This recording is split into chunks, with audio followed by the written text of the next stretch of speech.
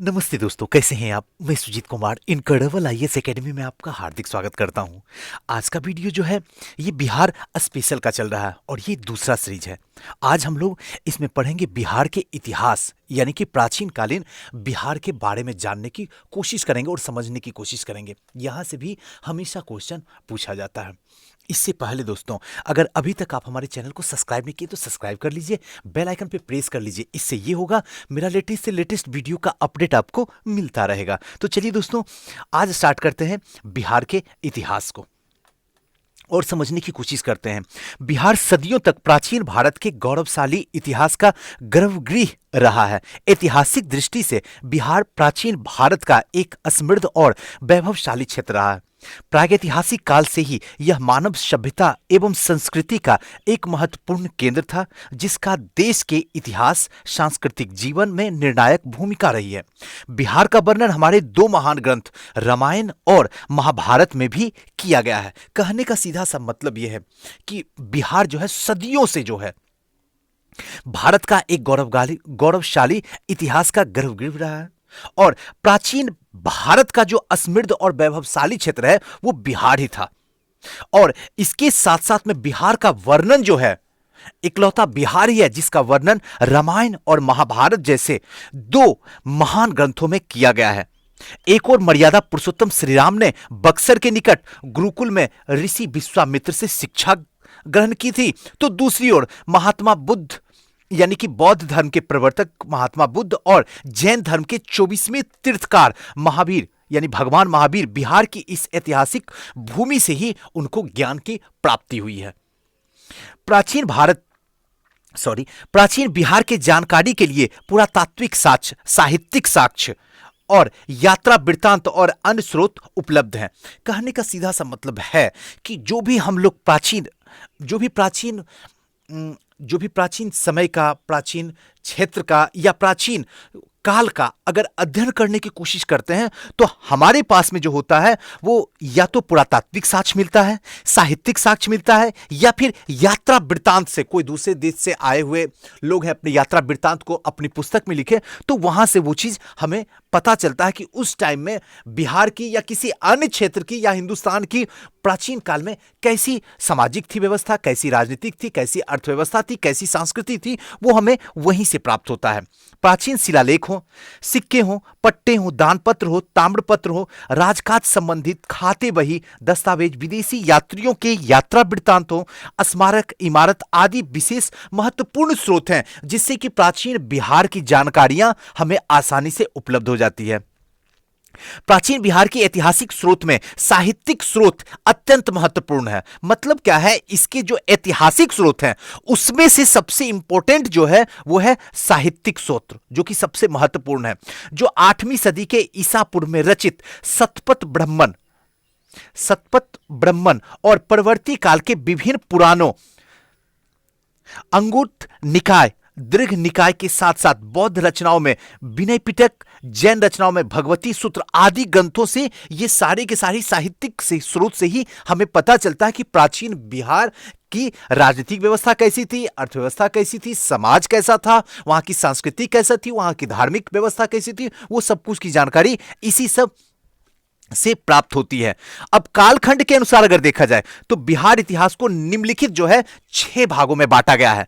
पहला जो है पूर्व प्रशस्त्र युग यानी कि 1 लाख ईसा पूर्व आज से, उसमें वहां के बारे में जानकारी होता है। उसके बाद होता है मध्यवर्ती प्रशस्त युग यानी कि 1 लाख से 40,000 ईसा पूर्व के बीच का समय को। और फिर आता है नव प्रशस्त युग यानी कि 25,000 ईसा पूर्व से 1500 ईसा पूर्व। उसके बाद आता है ताम्र प्रशस्त युग यानी कि तांबे का जिस समय तक आविष्कार हुआ था उस टाइम का। उसके बाद आता है वैदिक काल का और फिर आता है महाजनपद काल का समय आता है। और इन 6 से ही हम जो है बिहार के प्राचीन इतिहास को जानने को इसी 6 वर्ग में बांट के जानने की कोशिश करते हैं। अब आइए जानते हैं 6 वर्ग में है क्या। पहला आते हैं पूर्व प्रशस्त युग यानी 1 लाख ईसा पूर्व। आरंभिक प्रशस्त युग में विशेष फाल, कुल्हाड़ी, चाकू, खुरपी, रजरप्पा यानी कि हजारीबाग में एवं संजय घाटी सिंहभूम जिले में जो कि अभी पहले तो था बिहार में लेकिन अब झारखंड में चला गया है, मिलते ये साक्ष्य जो कि जेठियन, गया, मुंगेर के नालंदा जिला में उत्खनन से क्रम में प्राप्त हुए। मतलब क्या, पूर्व प्रशस्त्र युग का जो प्राप्ति हुई है वो कहां से हुई है? या तो फाल, जो मतलब लोहे की कील वाली होती थी, और या फिर कहीं तो कुल्हाड़ी जिसको काटा जाता, चाकू, खुरपी जो खेतों में काम के लिए किसान लोग यूज करते हैं, रजरप्पा, ये सब हजारीबाग से प्राप्त हुआ है, जिसमें यह पता चलता है 1 लाख ईसा पूर्व में कैसा प्राचीन बिहार था। उसके बाद संजय घाटी जो कि सिंहभूम से भी कुछ मिले हैं, और इसके साक्ष्य जो है वो जेठियन, गया से भी मिले हैं, मुंगेर, नालंदा जिले से भी इसके उत्खनन के रूप में ये सब प्राप्त हुई है। नेक्स्ट आता है मध्यवर्ती प्रशस्त युग, जो कि 1 लाख ईसा पूर्व से 40,000 ईसा पूर्व तक है। इसके अवशेष बिहार के मुख्यतः मुंगेर जिले से प्राप्त हुए हैं। इसका अवशेष जो है बिहार के मुंगेर जिले से प्राप्त हुआ, और इसके साक्ष्य के रूप में छोटे टुकड़े से बनी वस्तुएं तथा तेज धार वाले नोक वाले औजार यहां मिले हैं। छोटे मतलब टुकड़ों से बने हुए वस्तुएं और तेज नोक धार वाले औजार यहां पे मिले हैं। नेक्स्ट जो है नव प्रशस्त युग, यानी कि 2500 ईसा पूर्व से 1500 ईसा पूर्व तक, इस काल को ऐतिहासिक साक्ष्य के रूप में पत्थर के बने सूक्ष्म औजार प्राप्त हुए हैं। इसी टाइम में पत्थर से बने सूक्ष्म औजार प्राप्त हुए हैं नव प्रशस्त युग में, और हड्डियों से बने सामान भी प्राप्त हुए हैं। और इस काल के अवशेष उत्तर बिहार के चिरांद यानी कि सारण जिले और चेचर यानी कि वैशाली से प्राप्त हुआ। बहुत इंपॉर्टेंट है, हर बार क्वेश्चन पूछता है। नव प्रशस्त युग में चिरांद से और वैशाली से साक्ष्य प्राप्त हुए हैं। क्लियर है? नेक्स्ट आते हैं ताम्र प्रशस्त युग, यानी कि 1000 से 900 ईसा पूर्व। इस काल में पाए गए काले और लाल मृदभांड, मतलब क्या, मिट्टी के जो बर्तन बनाए जाते मृदभांड, उसी को कहते थे। यानी काले रंग के और लाल रंग के मृदभांड समान तौर पर हड़प्पा सभ्यता की एक विशेषता को माने जाते हैं। इस टाइम को, ताम्र प्रशस्त युग को। अब बिहार में इस युग के अवशेष जो है चिरांद, सारण, चेचर, वैशाली, सोनपुर, गया, मनेर, ताराडीह, बोधगया, घोड़ा करोड़ा, राजगीर, समस्तीपुर, सासाराम, भागलपुर आदि से ये सब जो है साक्ष्य मिले हैं। नेक्स्ट है चिरांद और बक्सर से पूर्व उत्तरी काल चमकीले मृदभांड के प्रमाण मिले। मतलब क्या, चिरांद और बक्सर के से पूर्व उत्तरी काले में जो है चमकीले और मृदभांड के प्रमाण भी मिले हैं। और इस युग में बिहार संस्कृति रूप से विकसित हुआ है, और मानव के गुफाओं से बाहर आकर कृषि की शुरुआत भी इसी युग से शुरू हो गई है। साथ साथ में पशुओं को भी पालतू बनाना इसी समय से शुरू कर दिया गया है, ताम्र प्रशस्त युग से। अब आते हैं नेक्स्ट वैदिक काल और बिहार, इसको समझते हैं। भारत में आर्यों का सर्वप्रथम सप्त सिंधव प्रदेश में बसना प्रारंभ हुआ था। सप्त सिंधव प्रदेश में पहली बार जो है आर्य यहां बसना शुरू किए थे। इस क्षेत्र के बहने वाले 7 नदियों का उल्लेख जो है ऋग्वेद में मिलता है। इस क्षेत्र में जितनी भी 7 के 7 नदियां थी जो बहती थी, उसका वर्णन जो है वो ऋग्वेद में मिला। किसमें? तो सप्त सिंधव क्षेत्र में। सप्त सिंधव में सिंधु, सरस्वती, सतलज, व्यास, रावी, झेलम और चेनाब। याद रखना है, फिर से याद रख लीजिए, सिंधु, सरस्वती, सतलज, ये तीनों 100 से हैं। अब व्यास, रावी, झेलम और चेनाब, ये तो याद रहेगा। तो सरस्वती के बारे में बार बार पूछा जाता है, तो ध्यान रखिएगा इनमें से कौन जो है जिनका उल्लेख ऋग्वेद में मिलता है। अब ऑप्शन आपका दे देगा सरस्वती, गंगा, यमुना, गोदावरी, इनमें से कोई नहीं, तो आपको बताना होगा। अगर याद रहेगा तो सरस्वती, नहीं तो फिर गलत हो जाएगा। नेक्स्ट है पुराणों के अनुसार मगध का राजवंश बृहद्रथ वंश से प्रारंभ होता है। अगर पुराणों को देखा जाता है तो यह पता चलता है कि मगध का जो राजवंश था वो बृहद्रथ वंश से शुरुआत होती है।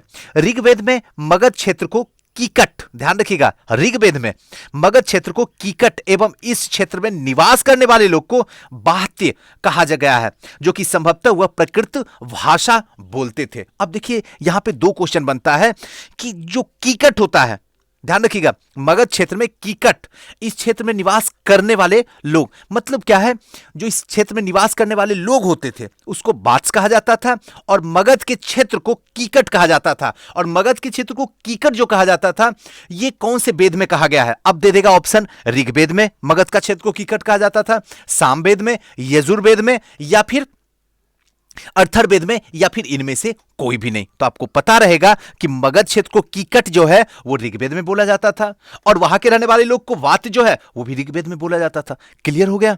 अब बिहार में वैदिक संस्कृति का प्रसार मुख्यतः उत्तर वैदिक काल से ही हुआ है। याद रखिएगा, जो बिहार में वैदिक संस्कृति का प्रसार हुआ है वो उत्तर वैदिक काल से ही हुआ है। बिहार में इसका शुरुआत हुआ है। अब थोड़ा सा ये जो बॉक्स है इसको थोड़ा सा ध्यान से, इंपॉर्टेंट है ये, ध्यान देख देते हैं। ओम भूर्भुवस्व गायत्री मंत्र जो है ये कहां से लिया गया है? तो ऋग्वेद से। सत्यमेव जयते ये पूछा जाता है कहां से लिया गया है? तो मुंडको उपनिषद से लिया गया है। वसुदेव कुटुंबकम ये कहां से लिया गया है? महोपनिषद से लिया गया है। अतिथु देवो भव ये किससे लिया गया है? तो तैत्तिरीय उपनिषद से लिया गया है। मातृदेवी भव ये कहां से लिया गया है? तो तैत्तिरीय उपनिषद से लिया गया है। सर्वे भवन्तु सुखिनः ये कहां से लिया गया है? तो बृहद्रनायक उपनिषद से लिया गया है। और तमसो मा ज्योतिर्गमय ये कहां से लिया गया है? तो बृहद्रनायक उपनिषद से लिया गया है। तो इसमें जो सबसे इंपॉर्टेंट है, हमेशा पूछा जाता है, वो सत्यमेव जयते। तो याद रखना है मुंडोक उपनिषद से और ओम भूर्भुवस्व ऋग्वैदिक काल से। याद रखिएगा ऋग्वेद से लिया गया है। अब नेक्स्ट चलते हैं।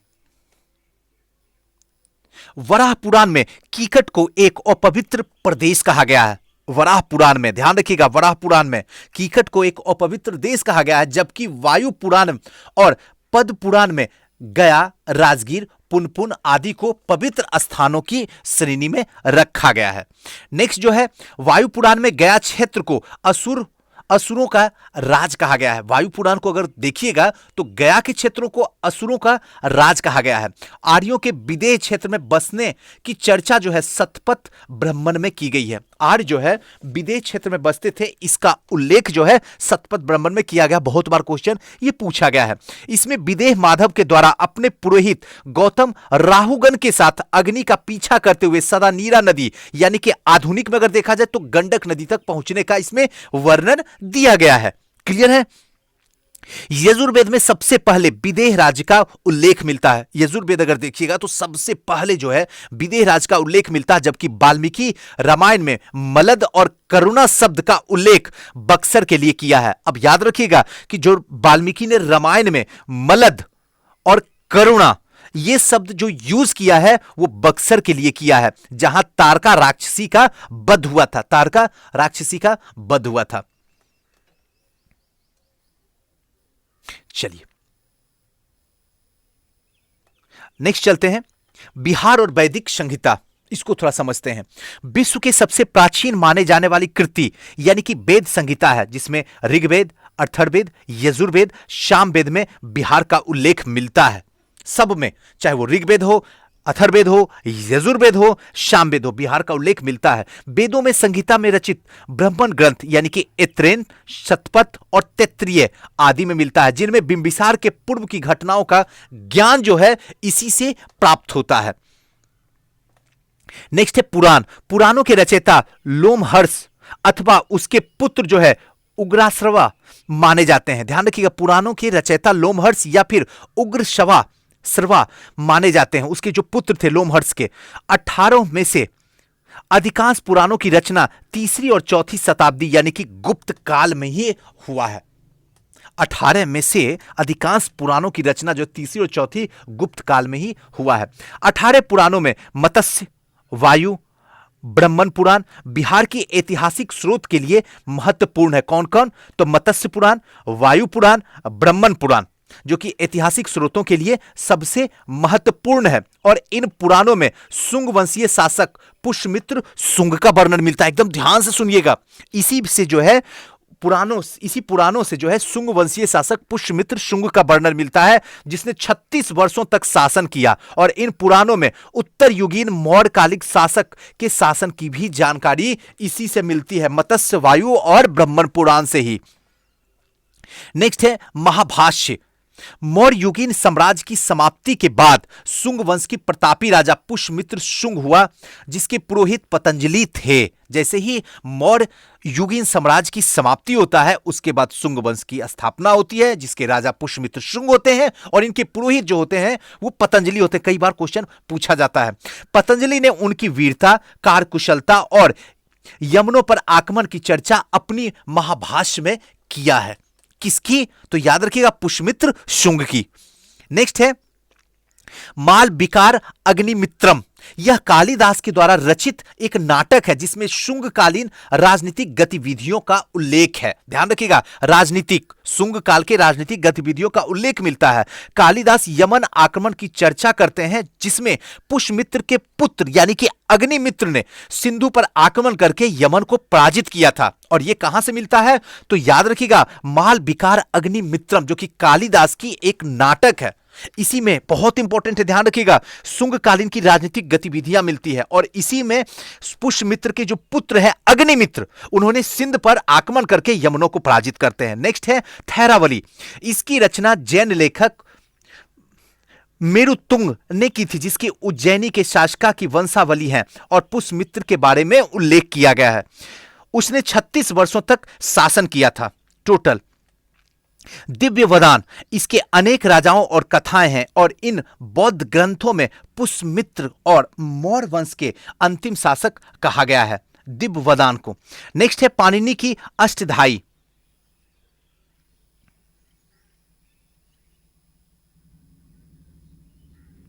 पाणिनि की अष्टधाई, इसको देखते हैं। यह 5वीं सदी के पूर्व संस्कृत व्याकरण का अपूर्व ग्रंथ है। कौटिल्य का अर्थशास्त्र, यह ग्रंथ मौर्यकालीन इतिहास के राजनीतिक का महत्वपूर्ण ग्रंथ है। और कई बार क्वेश्चन जो है आपसे पूछ देता है कौटिल्य के अर्थशास्त्र किससे संबंधित है? अर्थव्यवस्था से, राजनीतिक से, समाज से, धर्म से, या इनमें से कोई नहीं, और आप आसानी से फंसते हो, अर्थव्यवस्था मार के चले आते हो। तो ध्यान रखिएगा, इसकी अर्थव्यवस्था लिखा हुआ, अर्थशास्त्र लिखा हुआ है, लेकिन यह राजनीतिक शास्त्र से है, राजव्यवस्था से संबंधित है। मनुस्मृति ग्रंथ, मनुस्मृति सबसे प्राचीन प्रमाणिक ग्रंथ माना जाता है। मनुस्मृति जिसकी रचना शुंग काल में हुई थी। ध्यान रखिएगा, बहुत इंपॉर्टेंट है, पूछता है मनुस्मृति की रचना किस काल में हुई थी? तो शुंग काल में। यह ग्रंथ शुंगकालीन भारत के राजनीतिक, सामाजिक, धार्मिक का बोध कराती है। और मनुस्मृति के प्रमुख टीकाकार भरूची, मेघातिथि, गोविंदराज तथा कुल्लुकु भट्ट हैं। और यह टीकाकरण हिंदू समाज के विविध पक्षों के विषय के बारे में जानकारी प्रदान करता है। अब आते हैं महाजनपद काल में। बुद्ध के जन्म के पूर्व यानी कि बुद्ध के जन्म से पहले लगभग 6ठी शताब्दी ईस्वी पूर्व में भारतवर्ष में 16 महाजनपद में बांटा था।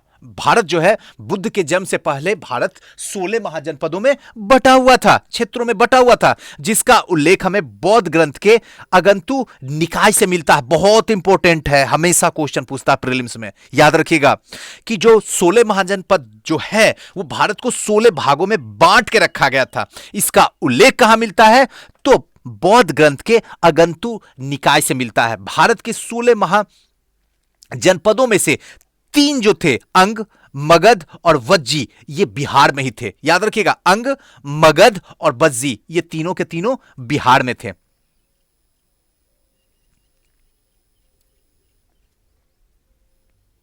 अब बौद्ध काल में गंगा घाटी के लगभग 10 गणराज्य थे। बौद्ध काल में गंगा घाटी में लगभग 10 गणराज्य थे। इनमें से अलकप्पम में बुली, वैशाली में लक्षवी, मिथिला में विदेह बिहार के अंतर्गत ही आते थे। अब अंग जो था, अंग राज्य का सर्वप्रथम उल्लेख जो है अथर्ववेद में मिलता है। याद रखिएगा, औ से अंग और ओ से अथर्ववेद, ऐसे याद रखिएगा, कभी नहीं भूलिएगा और कभी गलत आपका होगा ही नहीं। औ से अंग और ओ से अथर्ववेद। भागलपुर के समीप स्थित इस स्थान को हेंगसांग चेनेनो कहता था। और अंग राज्य में कुल 25 राजा हुए, जिनमें पहला आर्य राजा तितुची, ध्यान रखिएगा, तितुची हुआ था। अब देखिए, आपको कभी भूलिएगा नहीं, अंग जो है ये कहां का है? तो ध्यान रखिएगा, भागलपुर वाला क्षेत्र है। अंग जो है कौन से वेद में मिलता है इसका उल्लेख? तो अंग, ओ से अथर्ववेद, यहां भी आपको याद हो जाएगा। अब यहां पे एक चीज याद रखिएगा, इसमें जो बहुत सारे राजा हुए, ये नहीं पूछेगा कितने राजा हुए, लेकिन पूछेगा पहला आर्य राजा कौन हुए? तो तितुची। याद रखिए, पच्छी याद रखिएगा, उसी से आपको आ जाएगा तितुची। तो ऐसे याद रख लीजिएगा। अंग जनपद की राजधानी जो थी वो कहां थी? तो चंपापुरी। याद रखिएगा, अंग जो थी वो कहां थी? तो चंपापुरी थी। आधुनिक बिहार में भागलपुर एवं मुंगेर में शामिल था। भागलपुर और मुंगेर वाला जो क्षेत्र है वो आधुनिक बिहार में भी शामिल था, चंपापुरी। महाभारत में चर्चित कुंती पुत्र कर्ण यहां का अंतिम आर्य राजा था। जो महाभारत में कुंती पुत्र कर्ण को देखते हैं, वो अंग का अंतिम आर्य राजा हुआ था। महाभारत युद्ध के पश्चात अंग और मगध राज्य के बीच लगातार संघर्ष होता रहा था। महाभारत के युद्ध के समय में अंग और मगध के बीच में हमेशा संघर्ष होता था और इसी दौरान इस राज्य के अंतिम 3 राजा क्रमशः दधिवाहन, रुद्रवर्धन और ब्रह्मदत्त थे। दधिवाहन की पुत्री चंदना जैन धर्म से प्रेरित होकर स्वीकार करने वाली प्रथम महिला थी। ध्यान रखिएगा, दधिवाहन की पुत्री ही चंदना थी जो कि जैन धर्म को स्वीकार करने वाली पहली महिला बनी है और इंपॉर्टेंट है, ध्यान रखिएगा। मगध के राजा बिंबिसार ने अंग राज्य के अंतिम राजा यानी कि ब्रह्मदत्त के समय इस राज्य को मगध साम्राज्य में मिला लिया था। कौन मिला लिया था? तो बिंबिसार ने अंग राज्य का अंतिम राजा जो था ब्रह्मदत्त को अपने ही राज्य में मिला लिया था। अब आते हैं वज्जी संघ।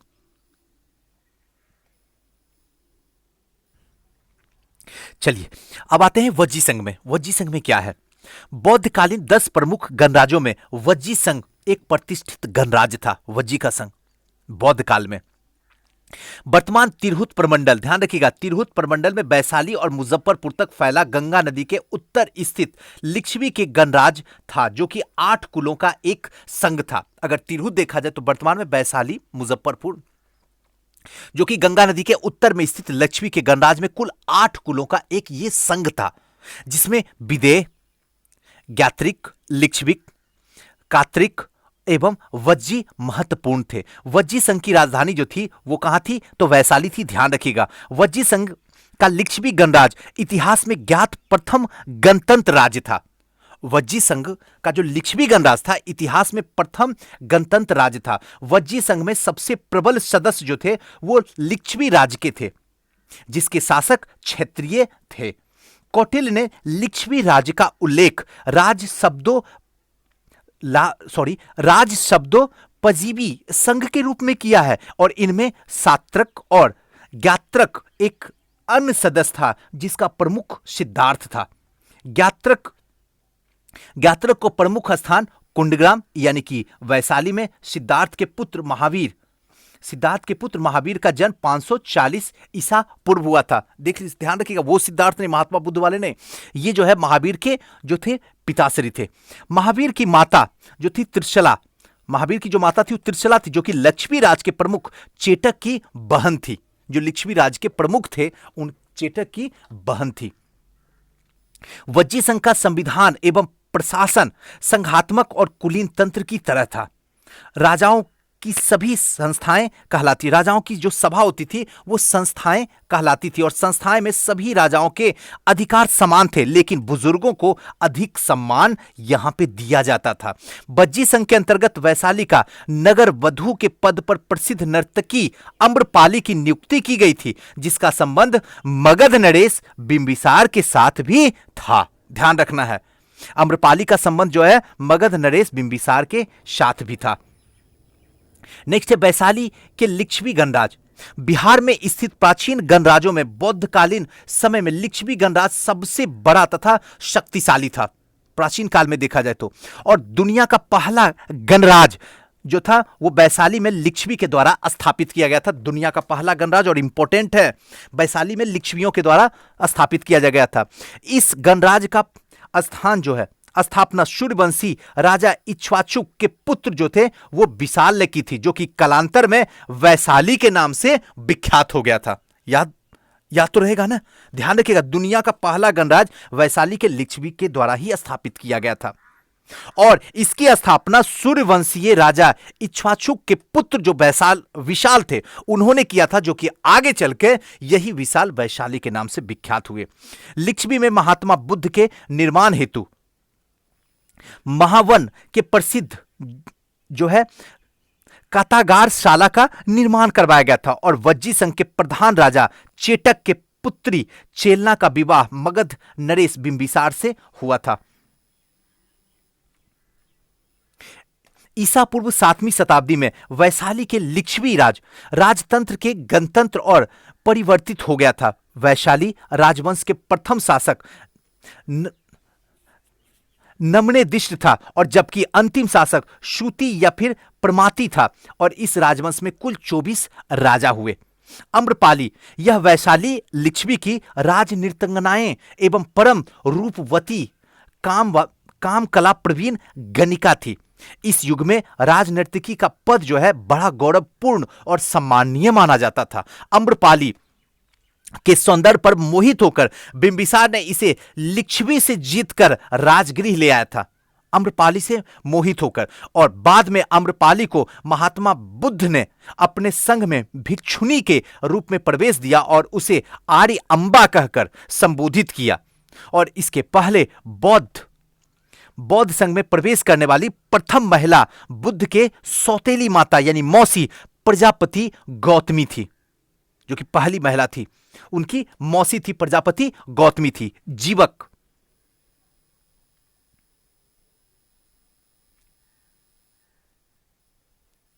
जीवक मगध नरेश बिंबिसार का प्रसिद्ध राजवैद्य जीवक बुद्ध का अनुयायी था। बहुत इंपॉर्टेंट है, ध्यान रखिएगा। मगध नरेश बिंबिसार का राजवैद्य था। राजवैद्य मतलब क्या होता है? डॉक्टर अगर कहा जाए तो। उस समय जो है राजवैद्य ही कहा जाता था डॉक्टर को। इसकी माता का नाम जो था वो शलावती था, जो राजगृह की गणिका थी। ऐसा माना जाता है कि इसके जन्म के बाद शलावती ने उसे घूड़े यानी कि कूड़ा पर फेंक दिया था। किसको? जीवक को। मतलब जब जन्म हुआ था जीवक तो इसकी माता ने इसे कूड़े पे फेंक दिया था, जिसे बिंबिसार का पुत्र राजकुमार अभय ने इसे उठाकर घर ले आया। और इसका लालन पालन के बाद बिंबिसार ने जीवक को तक्षशिला यानी कि कश्मीर में शिक्षा हेतु भेजा, जहां उसने आयुर्वेद पर विशद अध्ययन किया। और बाद में यही जीवक एक विख्यात चिकित्सक एवं राजवैद्य बना। राजगृह के निकट अम्बवन यानी कि अम्ब्रोधन में अपना चिकित्सा खोला, जहां महात्मा बुद्ध ने उसकी मुलाकात होती है, जहां महात्मा बुद्ध से उसकी मुलाकात होती है और उनके अनुयायी बन गया। चिकित्सकीय प्रवीणता के कारण ही बिंबिसार ने जीवक को अवंती के रोगग्रस्त राजप्रदोत के लिए चिकित्सा के लिए इसे भेजा गया था, अवंती जीवक को। तो यही था बिहार के इतिहास। नेक्स्ट जो है हम लोग बौद्ध और जैन धर्म में आएंगे और बेहतरीन तरीके से पढ़ने की कोशिश करेंगे। जितना हो सके लेक्चर को सुनिए, सुन के समझने की कोशिश कीजिए। बस अपने आप सब कुछ दिमाग में फिट हो जाएगा, फिर कहीं भी भटकने की कोई जरूरत नहीं पड़ेगी। कैसा लगा वीडियो हमें कमेंट जरूर कीजिएगा, क्योंकि हमारी मेहनत का परिणाम आपका कमेंट होता है। आपको पता नहीं होता जितनी मिन्नत से, जितना दिल से मैं वीडियो बनाता हूं, बस इसीलिए कि आप जरूर उस पर कुछ बात बोलेंगे। क्योंकि अगर 20 मिनट समय देते हैं तो 10 सेकंड समय देकर जरूर अपने दिल की बात लिखिएगा, और फिर हम उसे पढ़ सकेंगे। ये उम्मीद करके ही हम वो काम को करते हैं। तो जरूर कोशिश कीजिए हमारी उम्मीद को जिंदा रखने की, और हो सके तो इस वीडियो को जितना ज्यादा हो सके शेयर कीजिए। थैंक यू, नमस्कार।